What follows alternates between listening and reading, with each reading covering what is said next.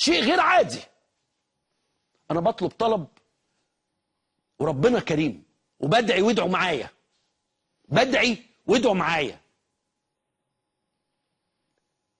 وده في ايدينا وده قرار اداري.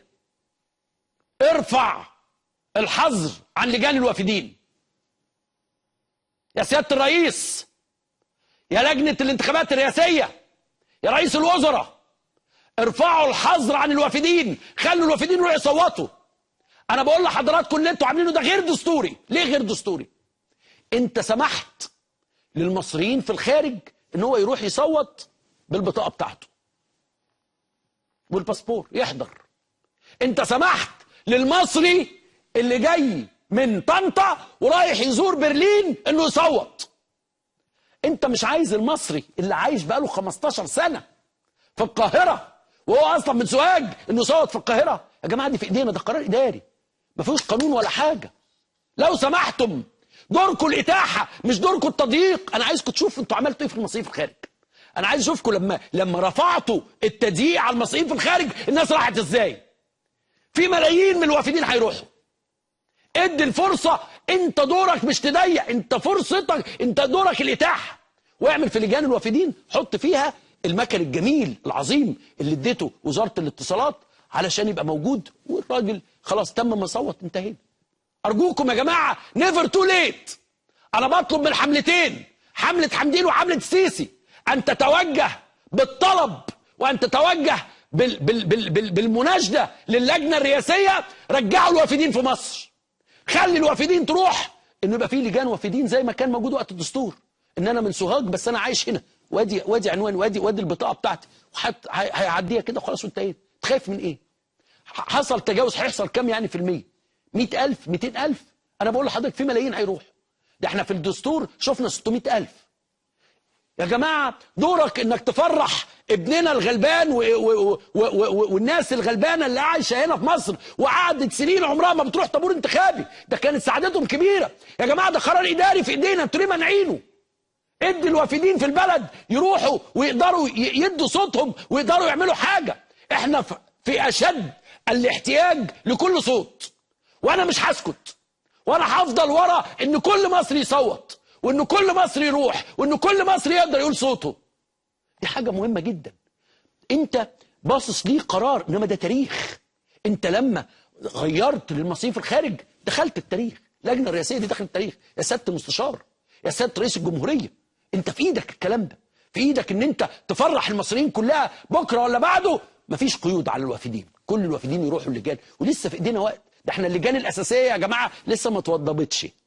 الناس كلها لسه بتسال على الجنة وكده، اكتشفوا انه لسه ما اتوضبتش، لسه ما اتظبطتش، لسه يعني قدامنا وقت. انقذوا البلد يا جماعه، ادوا فرصه لكل المصريين. لما اجي اقول لك ان في مليون صوت زياده، احنا يا جماعه في الناس اللي راحت سجلت في الشهر العقاري 50,000، حاجه تخجل. من 600,000 راحوا يوم الدستور. ده انت حتى ال 600,000 بتوع الدستور مش جايين لك. ليه كده؟ ده مش دستوري ومفيش تكافؤ فرص. انت اللي سمحت بيه بره لمواطن مصري بيتفسح في باريس ان هو يروح يدي صوته، انت مش سامح بيه لمواطن مصري هنا مش قادر. طب عايز اقول لك على حاجه، العاملين في السياحه في الغردقه دول هيعملوا ايه؟ 60 و70,000 و80,000 في الغردقه وفي شرم الشيخ وفي كل مكان. انت عايز تقول له ارجع القاهره ادي صوتك وارجع تاني؟ طب لو الراجل مثلا صاحب الاوتيل ده ما ادانيش البتاع، وليه البهدله؟ ما تعمل في الغردقه وفي شرم الشيخ وفي امبابه زي ما كنت عامل. كل ولادنا واخواننا اللي من الريف المصري ومن الصعيد المصري راحوا وادوا صوتهم وانبسطوا، ويوميها حسوا ان هم بينتموا. يا اخي اديله فرصه انه ينتمي، اديني سبب ان انت مانع حكايه الوافدين دي. ايه المانع يا اخي؟ ده مش قران، ده ورقه وامضى بس. تخش مصر التاريخ تجيب معايا مليون صوت كمان. انا في اشد الاحتياج في هذا الموقف التاريخي لكل صوت. ما تعملش فيا كده. انا مش هيأس، مش هيأس. وكل واحد يقول لك يا اصل خلاص بقى اتس تو ليت، ما خلاص بقى ما هم عملوا وقرروا انه مش لا، ما فيش حاجه كده، مفيش حاجه كده. في حاجه اسمها انقاذ مصر، في حاجه اسمها مسؤوليه مصر، في حاجه اسمها مسؤوليتك قدام ربنا. النهارده انت بالليل هتنام ازاي؟ هتنام ازاي وانت عارف ان انت حارم اكتر من 2-3 مليون ان هم يدوا صوتهم؟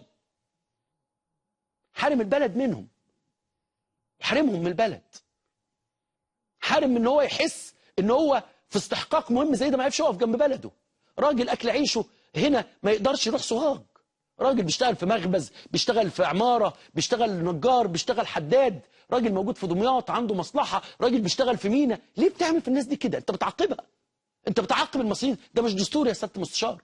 سياده رئيس الجمهوريه انت راجل محترم وتعرف يعني ايه صوت مصر. حمدين يا صباح، سيسي، كلموا الناس يا جماعه، فاصل معاك التليفون واتكلموا، اعملوا اجتماع في اي اجراءات عايزين تعملوها، اي حاجه من شانها انها ترشد هذه المساله او تخليها افضل. طب ما احنا عملناها في الدستور، حصل ايه؟ ايه المشكله يعني؟ ايدينا يا جماعه، في ايدينا لا قانون ولا دستور ولا اي حاجه، لا قانون ولا دستور، مفيش حاجه تمنعنا. ارجوكم في ايدينا الحكايه. طب ما انتوا عملتوها في الدستور. حد يقول لي اصل يتخاف يطعن عليه، طب ما في الدستور عدت. اذا كان في الدستور اللي هو ابو القوانين مصريين وافدين راحوا، عايز تقول لي ان في الانتخابات الرئاسيه اللي هي تحت الدستور هتبقى انت خايف منها؟ ادوا فرصه لمصر، ادوا فرصه لمصر، ادوا فرصه للمصريين. التاريخ بيكتب، الجبرتي قاعد في المقطم بيكتب اسم كل واحد وقف جنب البلد دي، وكل واحد خان البلد دي.